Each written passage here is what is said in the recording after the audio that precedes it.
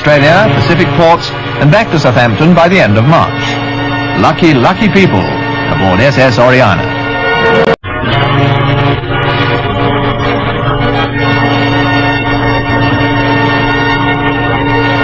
The camera with the bow wave, and there goes her whistle.